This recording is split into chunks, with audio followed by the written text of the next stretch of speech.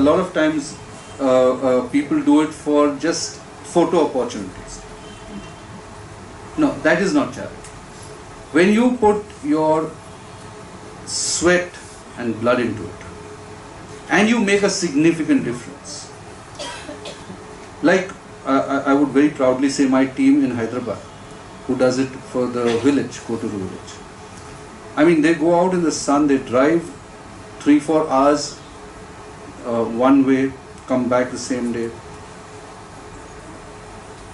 That place has no facilities whatsoever, not even food. They have to carry food because there's no restaurant. It's a very poor village. Now, that is actual seva. That is actual physical labor that you're doing to get something to improve somewhere.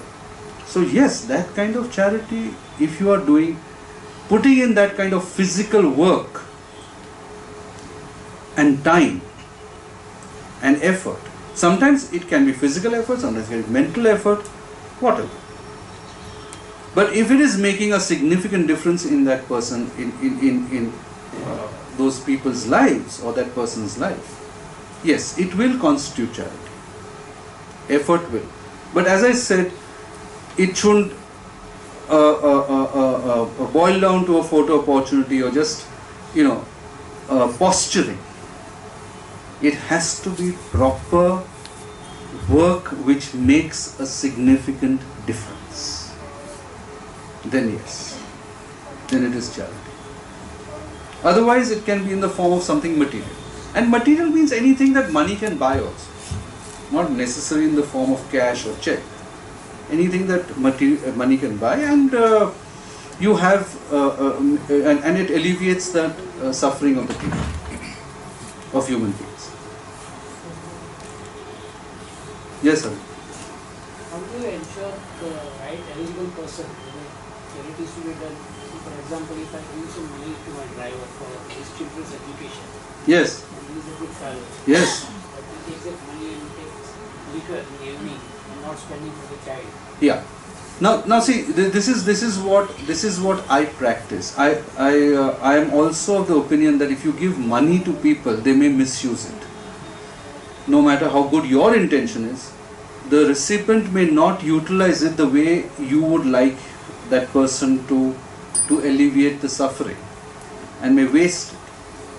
So you have to ensure that that responsibility is yours to ensure that it goes in the direction and to the people where it is required and where it will be properly utilized, not siphoned off, not wasted. That much care you have to take.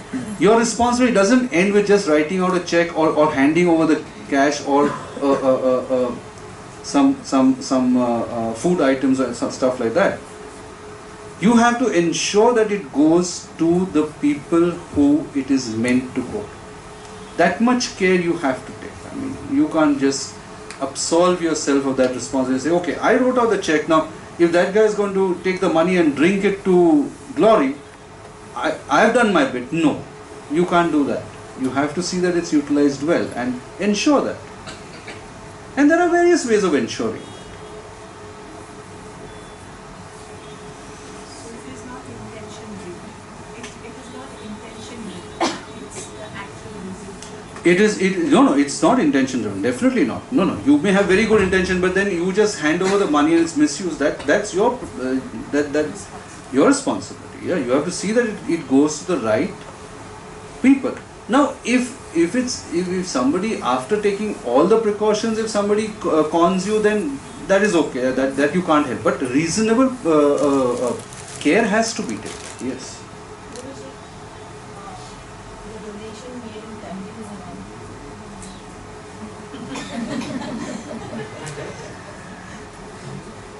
Some temples do use the donations well.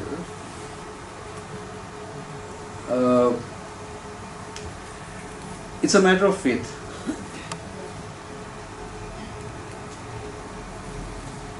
God doesn't need your money. But at times, some temples run very good programs. They really utilize the money to alleviate suffering of a lot of people. Some spiritual organizations also do. They build hospitals, they run free hospitals, they run free medical clinics, they give free food.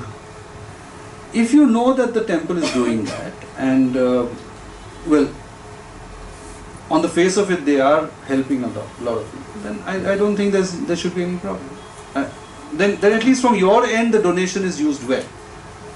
You know, it's not that the deity or God requires the donation. Ultimately the money is used by human beings for human beings. End of the day, it's not that God comes and picks up the money and takes it.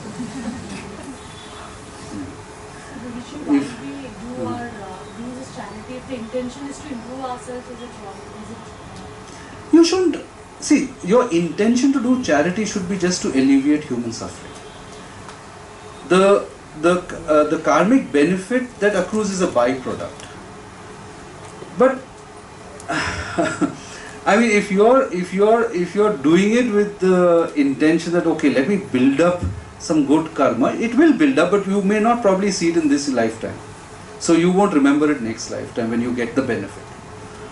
So what I'm trying to say is that if you do it with that greed, that okay, let me give a donation, nice big amount, so that I, get the benefit immediately. It may not come immediately because that benefit is in the hands of the universe. When to give it? Yes, it will accrue to you. Accounting will be done, but the disbursement will be done at the will of the universe, not when you want it. So your intention should not be to get that. Your intention should be to give something from your income or your wealth as a payback to the universe. The thank you for giving me so much. This is how I am showing my gratitude to the universe. That should be the only intention and the only attitude towards giving back in charity. Some people serve food in the temple. They don't know the people, the place, over there coming, they serve the food.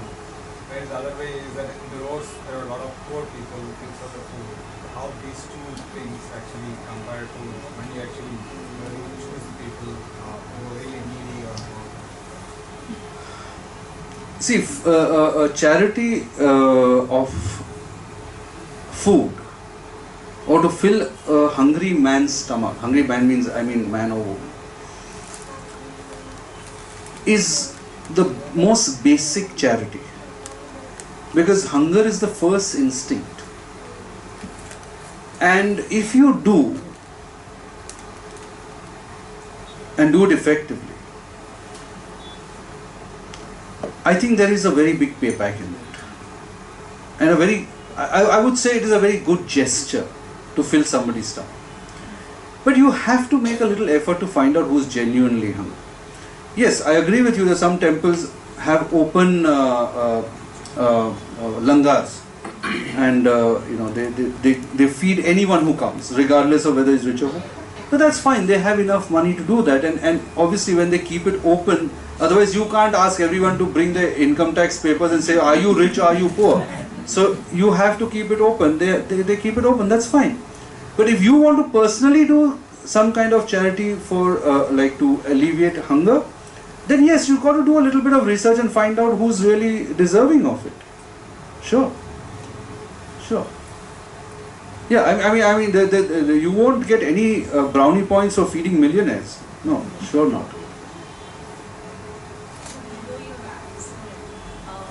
Making donations under ATG and expecting the tax, the receipt, does that mean that Same. I have already approved or I've taken the Same. gratification? Same. Yes, you have not taken the gratification, you've taken proper financial benefit of that. Yes. So karmically, your spiritual dividend is definitely reduced. So they send it to you automatically if you don't ask for it? No, you don't claim it. You can keep the receipt, but don't claim it. Don't claim the reduction in your tax. That is the thing. They have to send it because that's their procedure. But it's up to you to claim it or not. If you claim it, then it's gone. You can't have it both ways. So most of them have started with a donation 18 Yes. No. See, that is to induce people to give to a certain cause, and it's fine. I mean, I'm not saying there's anything wrong with that, but if you go on a deeper level and say, okay, I want the full, like spiritual benefit of what I'm doing, then you can't claim the financial benefit through a tax rebate. No, that is not on. You can't have two benefits. You have only one benefit. Yes. You said that it is to alleviate the suffering. So is it of humans only, or humans or animals? Mainly humans. Mainly humans, but yes, sure. In certain cases, if you alleviate the suffering of any living thing, it will add to your the concept of charity. So, like if there are say organizations who look after say street animals or feed them or something, yes, equally you'll get equal benefit of that. Sure, but mainly humans. Mainly.